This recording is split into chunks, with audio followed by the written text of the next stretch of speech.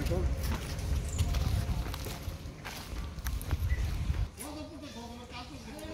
আসসালামু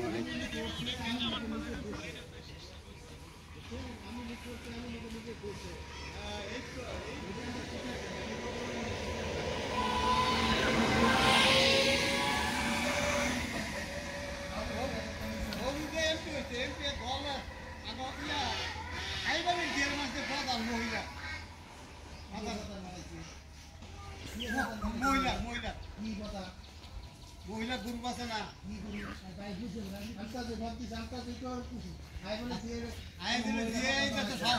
মহিলা সভাপতি চাইছে